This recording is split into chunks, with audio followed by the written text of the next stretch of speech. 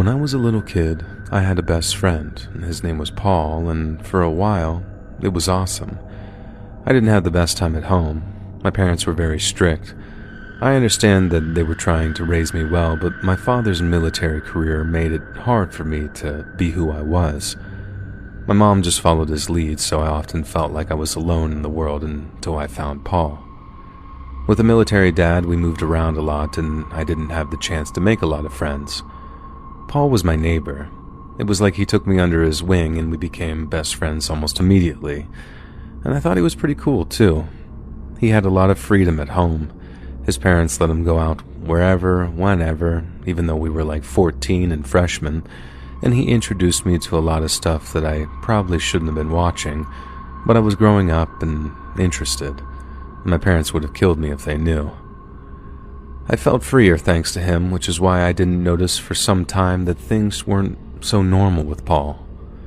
At school, we sat at the same spot every day and hung out with the same people, Paul's friends. He was sort of a leader to them too.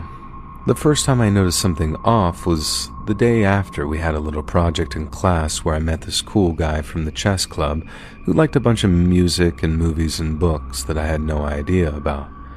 And I was a very curious kid, so I just kept talking to him. We went together to the cafeteria during our free period and kept talking about his taste in music and more, and I was pretty riveted. Paul must have entered the cafeteria without me noticing, and out of nowhere, I felt this pull on my shirt and turned to see his very angry face. He asked what the hell I was doing sitting there with that loser, and I didn't know what to say. My new friend was shocked and a little scared, and I had no idea what to do, so I let Paul drag me back to our regular table, and nothing else was mentioned for the entire free period. But I wasn't an idiot either.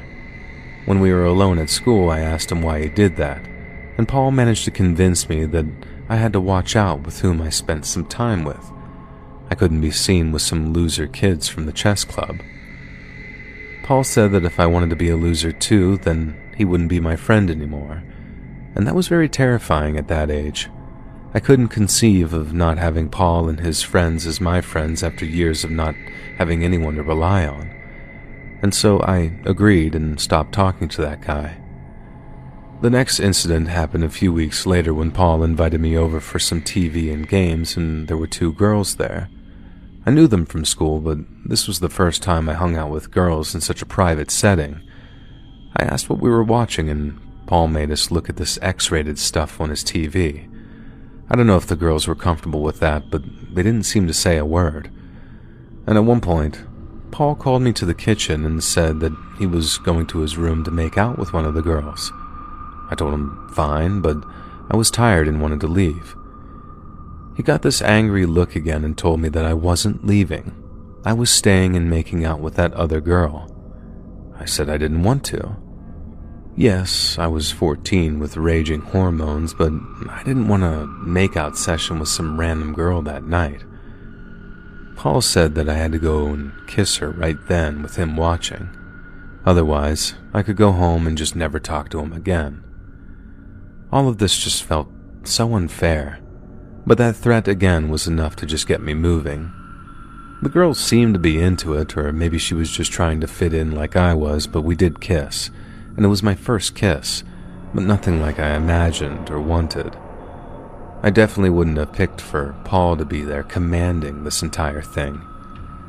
I kept kissing her until Paul left for the other room with the other girl, and I pulled away and told the girl that I was leaving, and she said that she wanted to leave too. And she and I actually never talked again, but Paul told all the guys in our friend group about it and made me out to be some sort of hero for kissing this chick. And I didn't like that, but at least he was happy, and I guess we were still friends. Little things like that continued to happen, but at some point, Paul stopped threatening me with his friendship, and he actually started hitting me instead. It was small in the beginning, like a nudge on the shoulder that hurt a little too much for comfort, wasn't very friendly. He hit me in the back of the head when I wouldn't move fast enough for his liking, and my shins also took some kicks from him. And the things that he was asking for, like sneaking a bottle of vodka out of a store, got worse and worse. I don't want to paint my teen self as the most innocent person in the world, I knew I was doing something wrong, and I still did it. It's hard to even remember what it was like or why I felt compelled to do what he wanted. Yes, he hit me, but it was like a trance that you can't get out of. I once pulled a girl's skirt right off of her in the middle of the quad because Paul asked me to. Actually, I did that completely hoping that I would get in trouble, that the school would call my parents. If my dad had found out about it, he would have forbidden me from ever going out until I turned 18 and left his house. I wanted to get in trouble. I didn't think that there was another way to get away from Paul, but I didn't actually get in trouble. No teacher had seen it, and when I asked about it, Paul told me that he talked to the girl. He said, "You know I got your back, right? As long as you and I are a team, nothing will ever stop us." I smiled, but I just wasn't happy about it. Paul's demands and his requests increased, and I swear that I tried to refuse, but he was full on hitting me by that point, and those were times when no one else was around. One night, Paul told me that we were going to steal a car, and we could go joyriding. I said no, full stop. We were 15 then, and I knew that he would want me to drive, and if caught, I would be the one to get in trouble. I was tired of his tyrannical ways. Paul started hitting me as always, goading me, hurting my shins, and I still wouldn't do it. He got angrier and angrier until all of that rage just exploded in some serious meltdown, but also a beatdown from him to me. In the moment, I tried to protect myself from the blows, but it wasn't easy. Something had been unleashed, and it wasn't until some guys in some truck parked nearby yelled at us that he stopped and fled. I was fine mostly, just kind of bruised up. I managed to go home and to school the next morning without being seen by my parents, but the teachers and others noticed it in my face. The staff thought that I was being hurt at home, and my homeroom teacher took me to the principal. I just followed along because I didn't want to see Paul, and I only saw him from my side eye with his arms crossed as I walked into the principal's office, but I just kept walking. The school called my parents, and I still smile remembering how that principal, Mr. Perez, and the school counselor faced my intimidating father. They said that they would call CPS and the police to have him arrested, and my mother started crying, and that was when I told them the truth. And I just broke down, telling them how I had felt about being Paul's friend and the subject of his bullying. The meeting wrapped up, and I was sent home for the day. I anticipated getting scolded by my father, but seeing me crying like that affected my dad. He talked to me alone in my room and listened without his usual attitude, and I had never felt a real connection to him until that point. He comforted me in his detached way and told me that I didn't have to worry about Paul again. We were moving again for his new posting, and I swear, I had never felt so good about that news. I didn't say goodbye to a single person at school, and I guess I'll just do it here now, even if years have passed by. Goodbye, Paul. I hope to never see you again.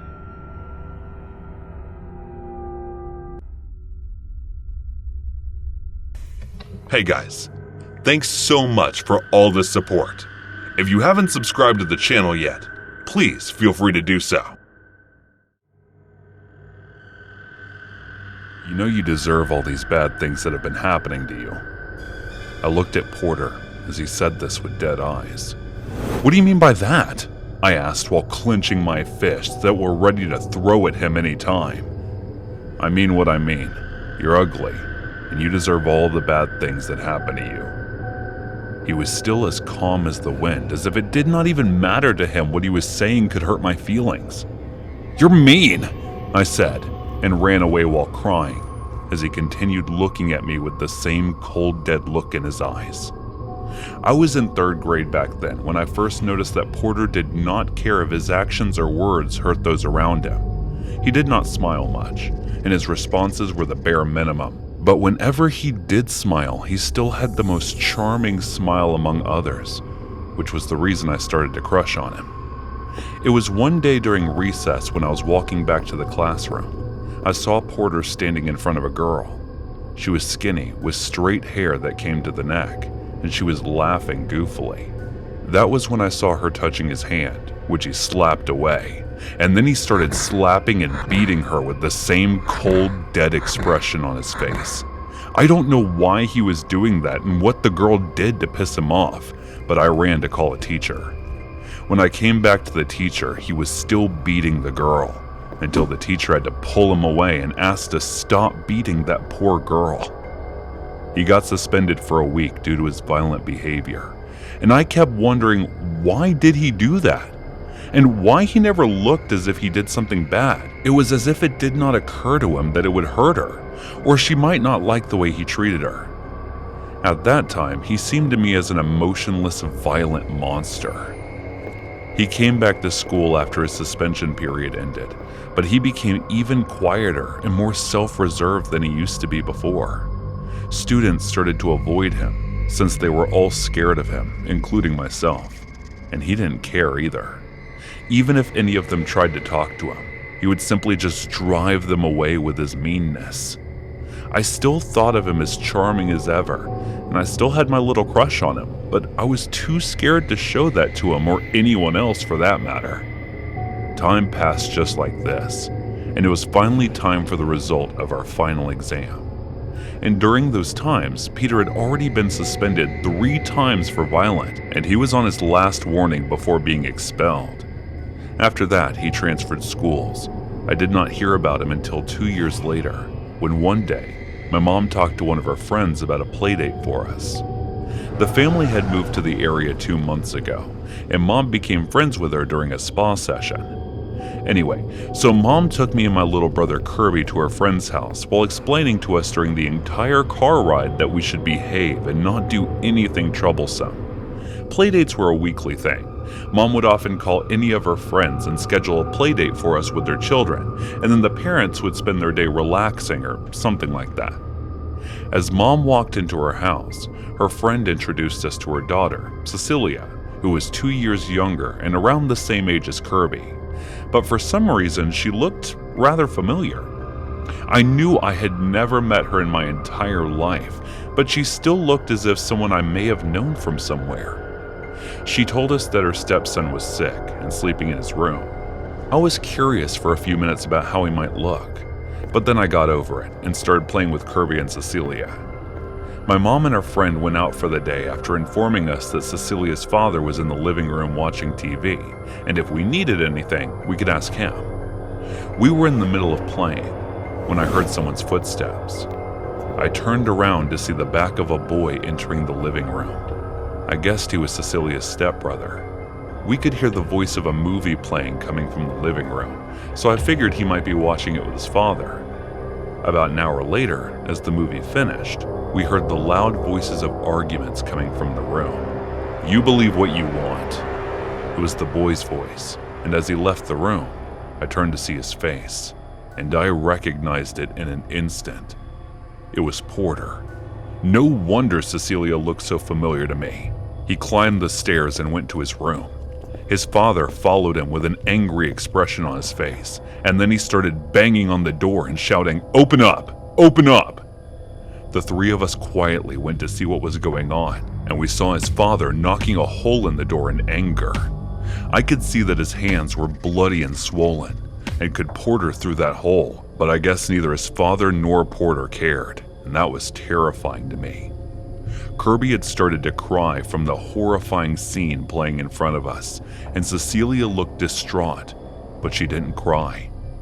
I guess she must have been used to this. The 2 of them didn't care about the terrified children looking at them. Porter's father kept working on the hole he was punching until it was big enough for him to unlock the door from the inside, and as he did, he smiled so widely that his teeth showed. That was when we heard our mom entering the house, and Cecilia's mom rushing as she heard the crying sound. "What the hell do you think you are doing in front of the kids?" she roared, pulling her husband away and giving a warning look to Porter. She apologized to our mom multiple times for whatever happened in the house, and her mom told her that it was okay, but I knew that she was just as scared as the rest of us. Her expression told us that she was relieved that we just got out of there in time. As Mom was taking us away with the promising look on her face that she would never bring us back, I saw Porter looking at us from the window with the same cold, dead look on his face that he always had. Thinking about his father, I now understood why he was the way he was.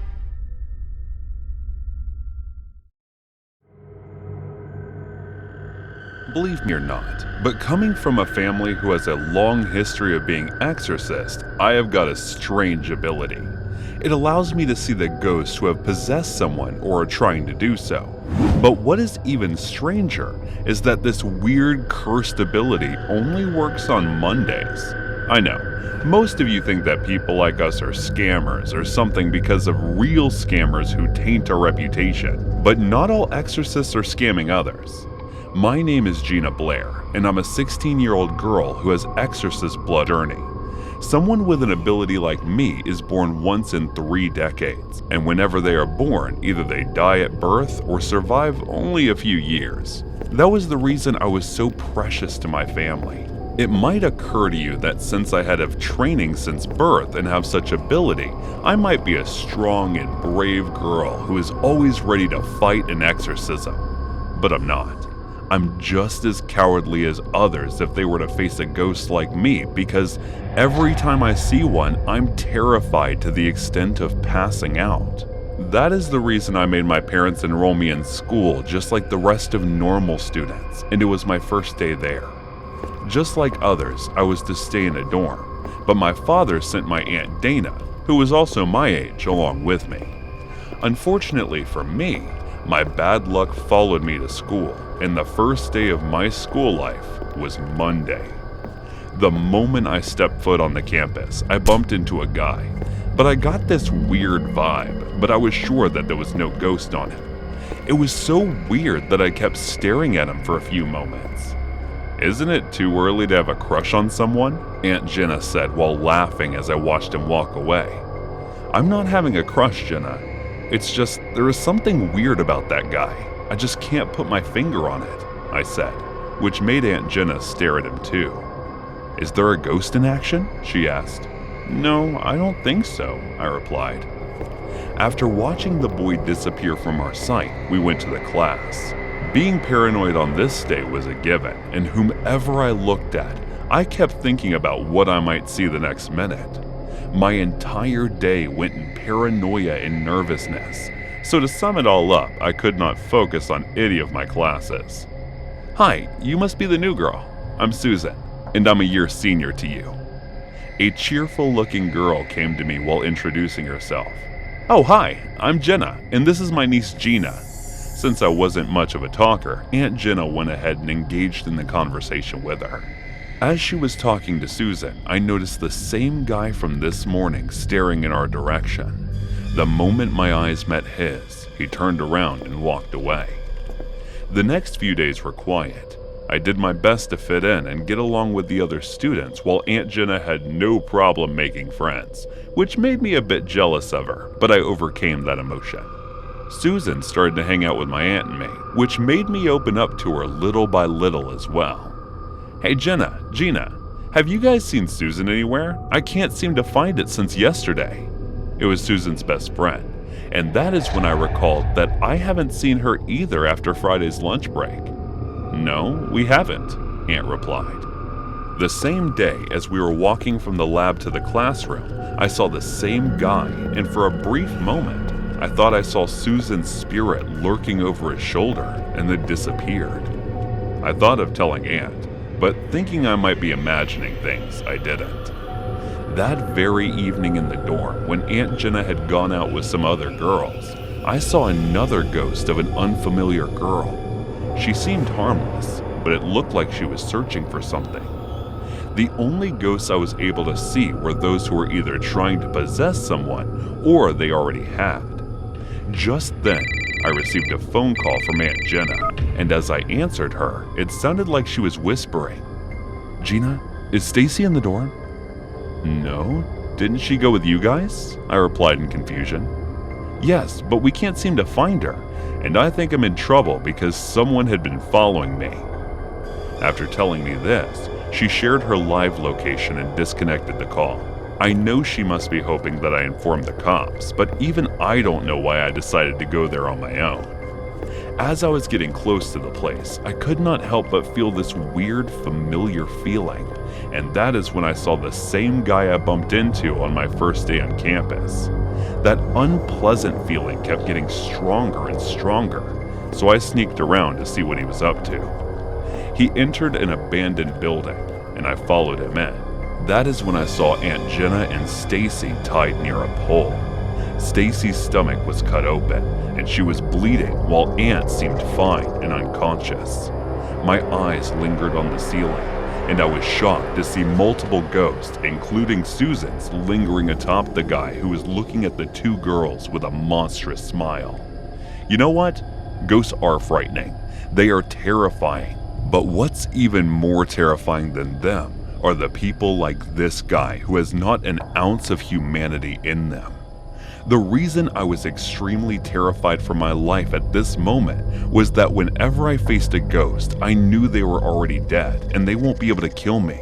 But as I was watching this guy take his sweet time tearing Susan limb from limb, I knew that my ability, my exorcist powers, were useless because there was no way anyone could remove the monster from this man. I dialed 911 with trembling hands and informed them about the situation.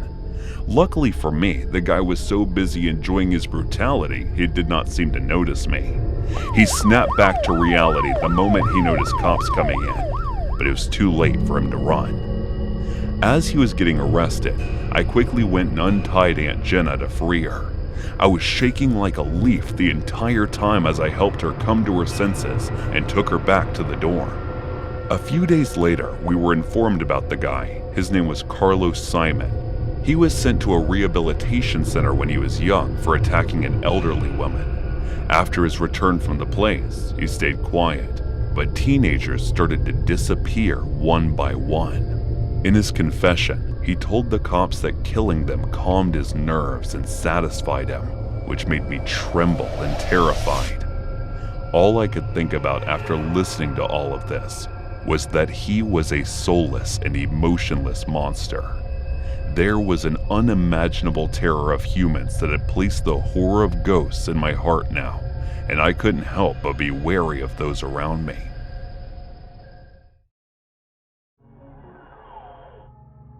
Back in 2015, I went to Cologne, Germany for a work trip. I put it in quotes because it was all on the company dime, but all it consisted of were a bunch of team-building exercises involving several different offices from around Europe and the US. There'd be go-karting, paintballing, numerous lunch meets, and nights on the town. So although we were there in a professional capacity, it was basically a paid vacation. I was honestly super psyched to be there. It was my first time outside of the US, let alone Europe. So our first night there, I went out with a work buddy of mine, hitting up a few small bars after dinner to sample some German beers.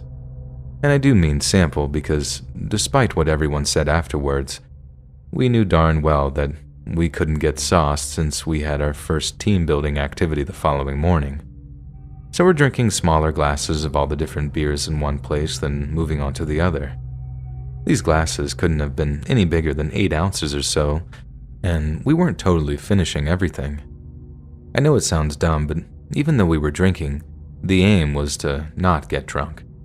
My point is, by the time we got to our third bar, we were basically sober and had told ourselves that that'd be our last stop before returning to our hotel. We walked up to the bar, checked out the drinks menu, then ordered 2 small glasses of Fruity, which turned out to be a bright red strawberry beer.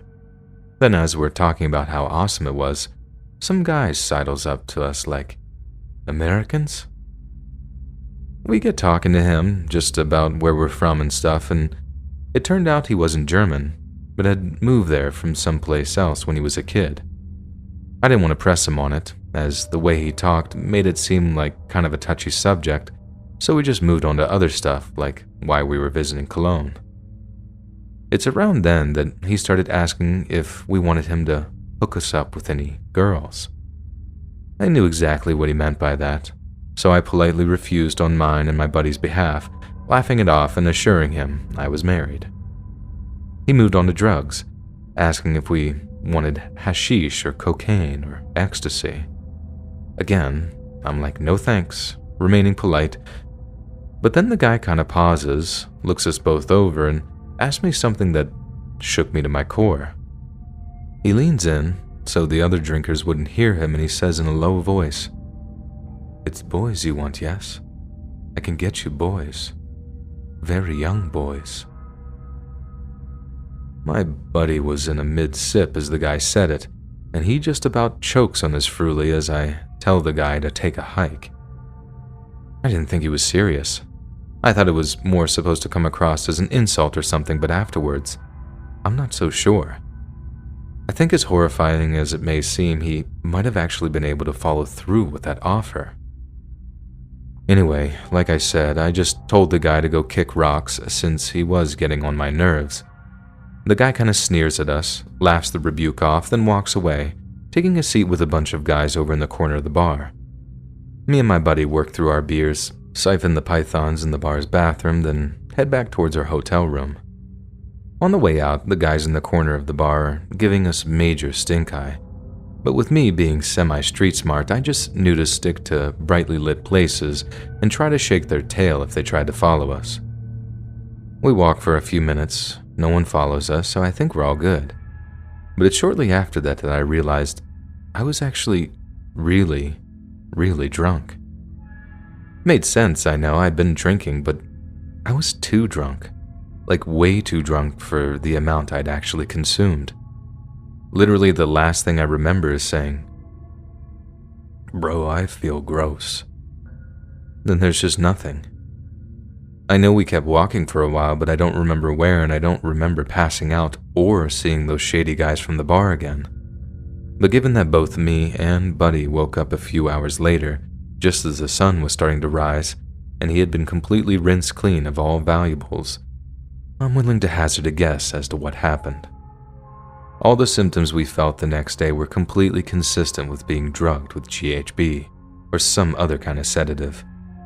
When we reported it to the cops, they had us give urine samples and tested our urine, and lo and behold, they tested positive for some kind of knockout drug. It wasn't specifically GHB, but it was some other long 3-word name, but it basically had the same effect, and we both felt absolutely terrible for the next whole day. Honestly, it's not the worst thing that's ever happened to me. Like, I know it could have been so much worse, especially if those dudes were as shady as I think they were. But that's just it. I think what they did was kind of a warning, like a, this is what we're capable of kind of thing. How did they manage to slip something into our drinks? I have zero clue. It must have been when he cleaned it, but I didn't see a thing. It certainly makes for some impressive sleight of hand, and certainly makes it clear that whoever we're dealing with, they were pros. Heck, if they'd really wanted to, they probably could have made us completely disappear. We missed that first team building exercise in the morning of the second full day. Go-karting too, which really stunk knowing that we wouldn't be going again. But we had bigger fish to fry. Ultra-dangerous criminal fish too. But no matter how detailed of a report we gave or how much we pointed the German cops in the right direction, they came back with nothing. I think the closest we got to a definitive answer was when one cop said that he strongly suspected it being the work of an Albanian group that were known to scam tourists. As soon as the guy said it, both me and my buddy were like, yeah, that sounds about right. The shady guy did say that he was from another country, and his unwillingness to talk about it could have been genuine. I know all the ex-Yugoslav countries went to some terrible times in the early 90s, which could well explain why the guy was in Cologne in the first place. Thankfully, we never ran into those guys again, and the rest of the trip was so much fun it pretty much made up for the initial drugging and robbery. But I always let it serve as a reminder that not everyone in a foreign place is some kindly stranger, and letting your guard down in a new and unfamiliar place can come with a heavy price.